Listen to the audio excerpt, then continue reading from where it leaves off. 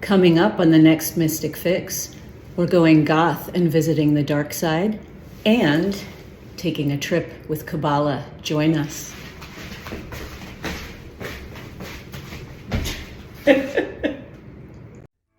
Mystic Fix, a program for the whole being with Julia Gordon-Bramer on NewsTalkSTL.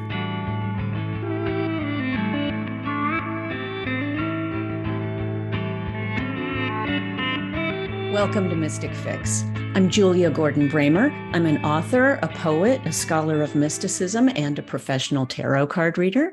And today's a pretty interesting day because we are going to explore the Kabbalah. And it's a subject not a lot of people know about. People have heard that maybe Madonna did it or Britney Spears did it.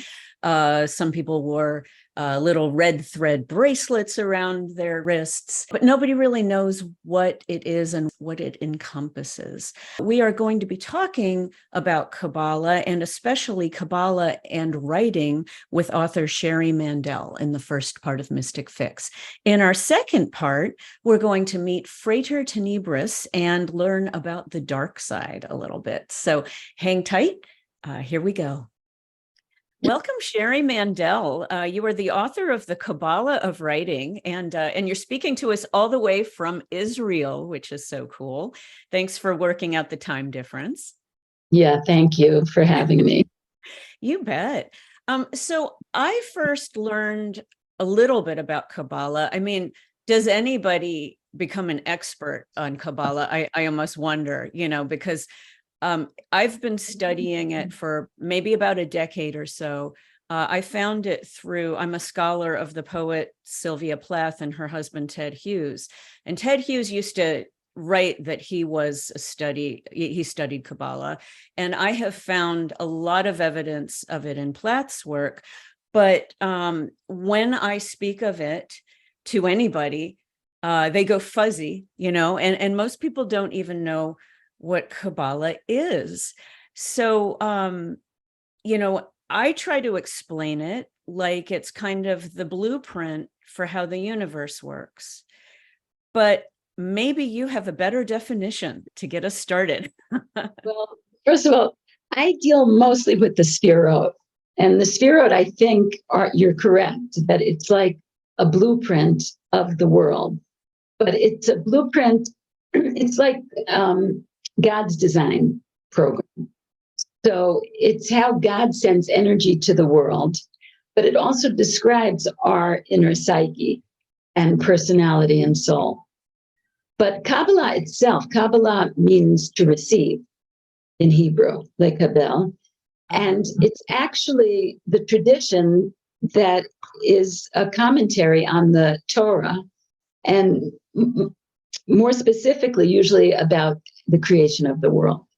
Right. So it's a mystical commentary that accompanies the Torah. Right. Ancient Jewish mysticism originally. And of course, and that is spelled with a K. And then, of course, the Christians kind of took their knockoff brand of it, spelling it with a C. And then in later times, the Hermeticists have their version of Kabbalah spelled with a Q. So, I am kind of fascinated. I always say truth is truth across all sorts of religions. But we have a tendency to want to make it our own brand, right? Right. Let's talk about your book, The Kabbalah of Writing.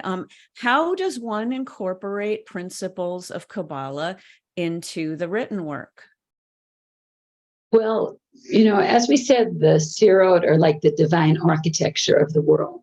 So when I learned about the Sefirot, I understood that you could use them to analyze any act of creativity. And so the Sefirot, they start with will. And a lot of writing is actually will. It's will to sit down and express yourself and dedicate yourself really to a practice. But then there are Sefirot that are expansive, like kindness, which is a kind of generosity. And then there are Sefirot that are more constrictive, like Gevurah, which is limits. and discipline.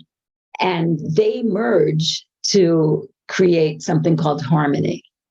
So, and it goes on from there, that there are other spheres like endurance and surrender and creativity. If I can interrupt you for a second, and first of all, you pronounce it different than I learned it, but you're probably doing it in the correct original Jewish term. But I learned it as Sephiro, right? The Sephiroth, right?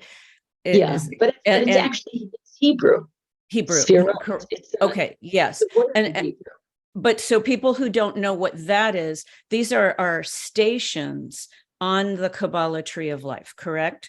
They're like the grounding points in between the paths. Yeah, they're like in the tree of life, or sometimes it's pictured as a body. They're all kind of stopping points. But the word sphira in Hebrew, it's actually very interesting, because in Hebrew, words have 3-letter roots. So the root of this word is also the word for book, and it's also the word for sapphire, for a gem. Oh.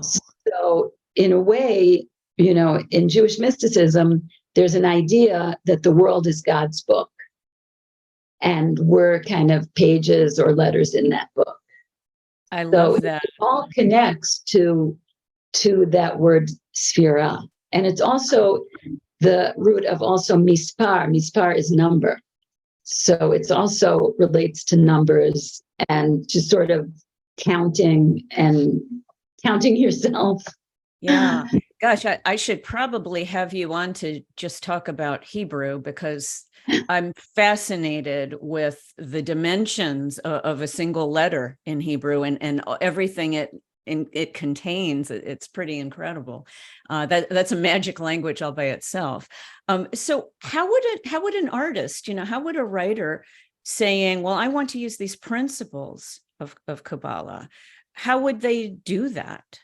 Does your book explain how to use it? It's more using writing. I give writing exercises based on the Sphirot.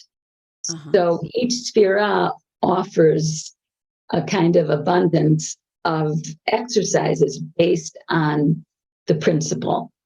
But also, I say how the Sphirot, they're not separate. Like we look at them as separate, but actually they all come combined together, because like the act of writing, the first part of the process is kind of letting go, which is kindness, which is allowing yourself to just express that inner voice.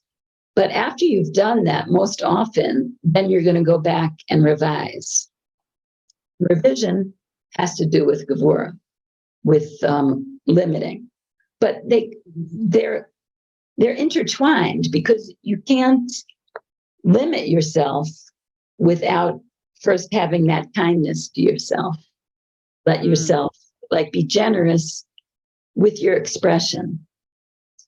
And then, for example, one of the Sphirot is really authority, Malchut. And in that Sphira, I give exercises, some different exercises, but one is about what do you have authority in? And with my students, I've been teaching a long time, and once I asked them this, and a lot of them had a really hard time writing about something they had authority about. But I said, well, I'm an authority in keeping a messy room. And then once I opened that up, then one was an authority or an expert in procrastination or in being lazy, or, and some of them were authorities, like in paper cutting or in science. And so it's a matter of kind of harvesting what's in your inner life and using the Sphirot to inspire you. Okay. Okay, very cool. You talk about a divine spark, a concept of a divine spark. Can you elaborate on what that is and how we can nurture that? Yeah. Okay. So a divine spark, I don't remember what I said, but in terms of writing, creativity, it doesn't just come from us, right? It comes from above. This idea, because I know even when I was a kid, when I would write, it was a voice that wasn't the voice I spoke. It was a voice that had more wisdom than I had, and also more authority.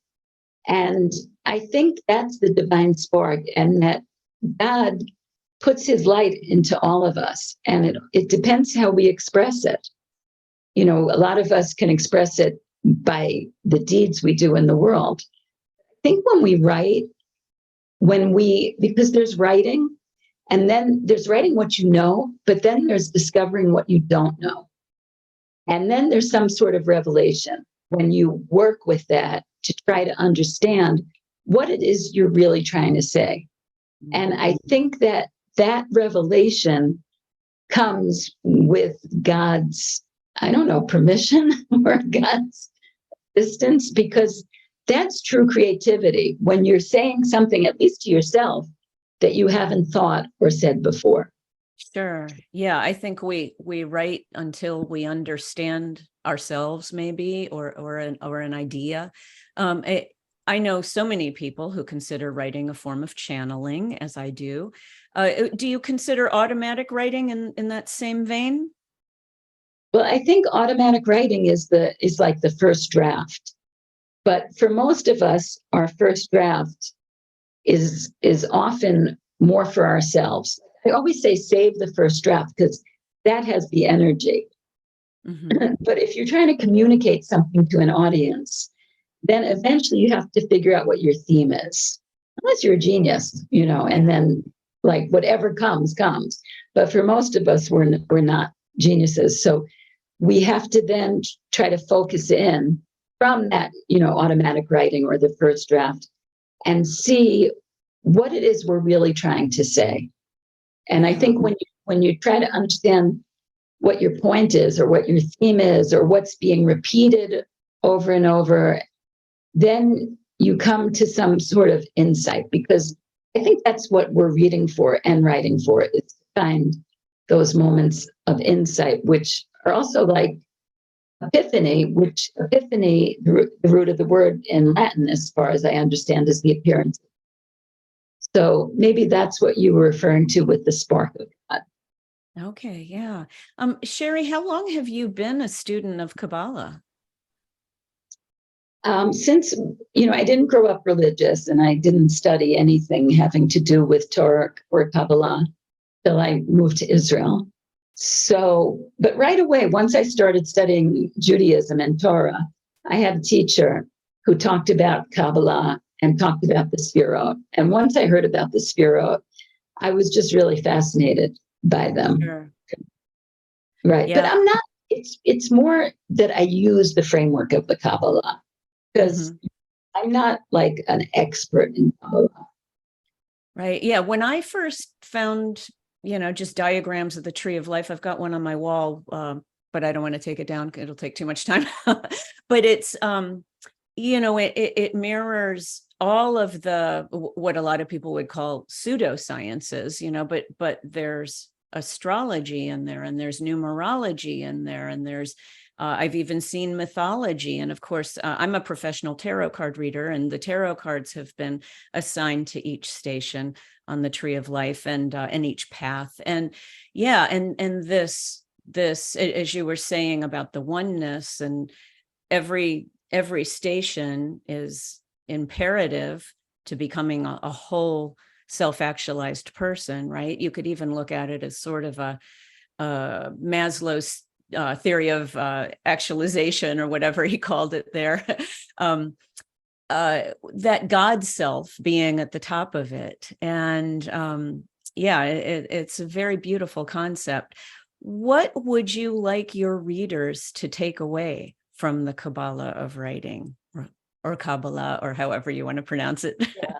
I think that readers could take away, first of all, to be inspired to write, and to create a writing practice for themselves, because they can just go through that book. It will probably take a year to do all the exercises, and to find a way to write, so that writing becomes an act of, you know, in Hebrew we call it tikkun, but you're probably familiar with that term.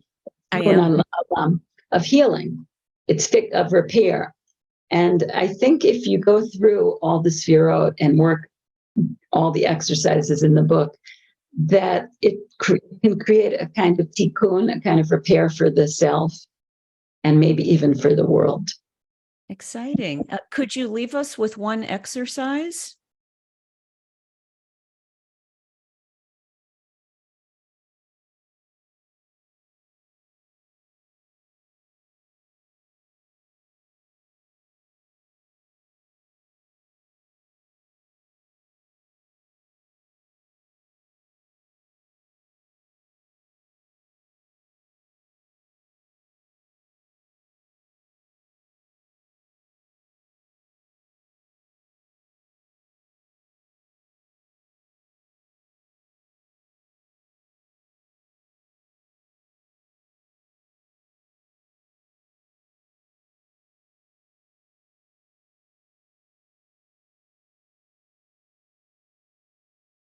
Right, yeah, write an essay that begins with "I would like" or "I wish." Or take a story or essay you have written and change the ending so that it employs counterfactual statements like "I wish" or "I want to" or "if only" or "suppose" or "I imagine" or "I might have." Because then you can go to something that you experienced, and by using the imagination, like even saying "I imagine," then you can change what happened by rescripting it in a way using your imagination, so that even if it was something filled with conflict or trauma, you can imagine a resolution or an alternative that's healing, that's more healing, like "I wish." Yeah.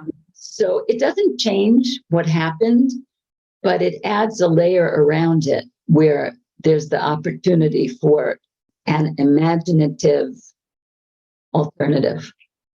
Okay. Yeah, you're making me think now of the author Ted Hughes, Sylvia Plath's husband, who wrote lots of stories that he said he had to start shifting them and writing differently because all of his stories were coming true in the real world. Yeah, well, they say that too. Be Yeah. careful of what you write. Exactly. Yeah. I mean, that isn't the word is the creation of the world, right? It's in the Bible anyway. Well, Sherri, it has been a pleasure. Is there a good way to reach you if somebody wanted to look you up? Yeah, on Facebook or on Instagram. I'm Sherri Mandell 10. And, the book, The Kabbalah of Writing, it's available on Amazon or maybe in your local bookstore. Also, I Fantastic. want to say I have copies of The Tree of Life. So if anybody wants to send me a message, I can send them a copy of The Tree of Life with zero written out. Oh, very nice. Thank you. One of your copies of your book will be given away by Inner Tradition. So I'm really excited about that. And thank you for your time. It was really wonderful. Yeah, I loved speaking with you. Thank you. And that was Sherri Mandell, author of The Kabbalah of Writing. Stay tuned for part 2 when we're going to meet Frater Tenebris and look at dark paganism.